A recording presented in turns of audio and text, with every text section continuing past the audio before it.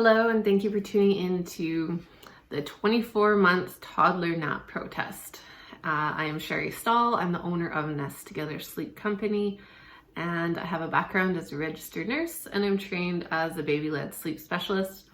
In all of my videos, you'll never hear me talking about sleep training or any behavior-based approaches, and I always encourage lots of conversations and any questions you might have after this video. So, at the 24-month mark, there's a very common nap protest where lots of parents will reach out and they'll say, oh, I'm pretty sure my 2-year-old is done napping, like I don't know what to do, bedtime is a nightmare, the afternoon is a nightmare, I'm not sure what to do, sleep is all a mess. And so by now you're familiar with sleep progressions and other developmental things that are impacting their sleep. And I would say that's very common around 24 months when this nap protest happens. So it's like your little one has been on one nap a day, might be sleeping through the night, and things are going really well. And then all of a sudden it's like overnight, your toddler doesn't want to nap anymore and you have no idea where it came from or what's going on. And first of all, that is super common. So I have 5 steps for what you can do to help remedy this and get through it and come out the other end maintaining that nap, because you really don't want to give up the nap if you don't have to.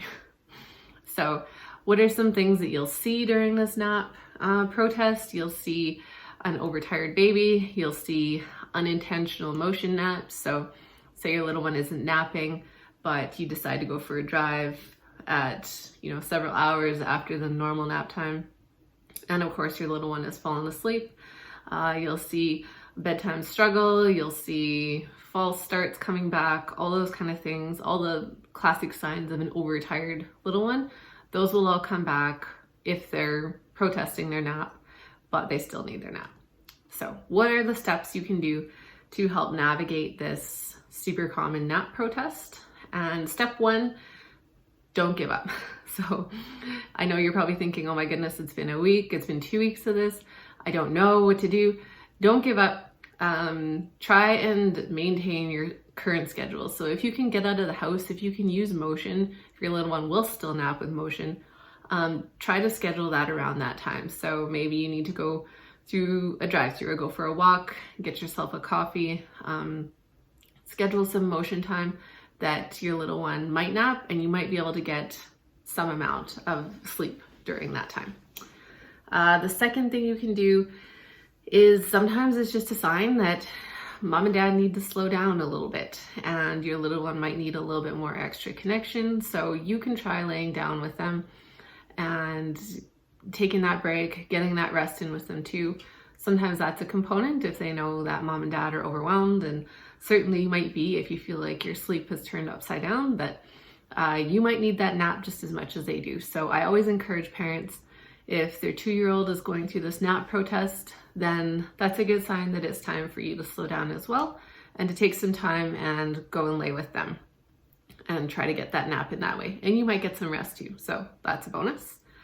The third step is sometimes it could be a separation anxiety thing, so adding in more sleep associations is always a good idea. And for my little ones, it's like sometimes they just need to bring an extra toy to bed. They need an extra book.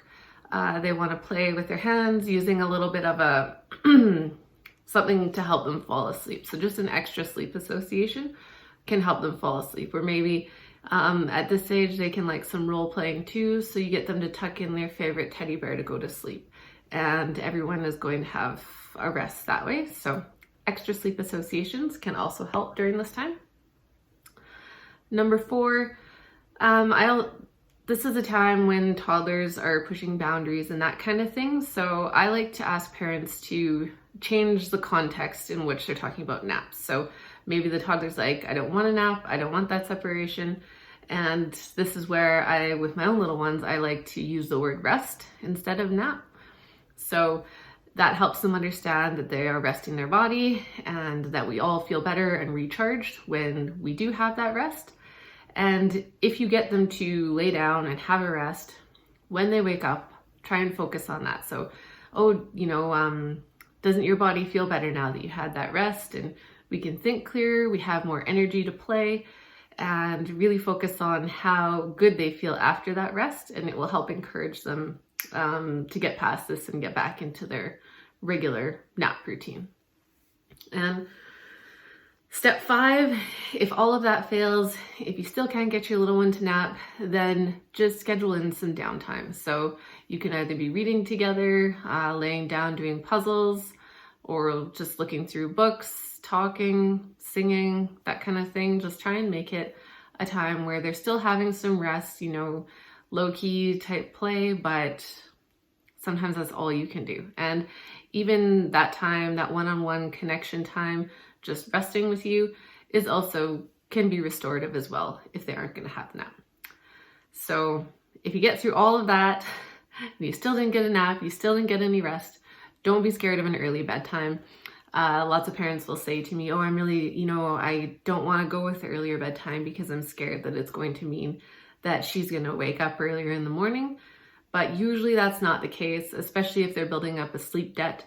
Then go for that early bedtime. It'll help your little one get back on track and, of course, give you some more time in the evening. So if your little one usually goes to bed at 7 but misses their nap, don't be afraid of adding in a 6 o'clock bedtime for a little bit, and it'll help get them back on track and encourage them to have some more rest.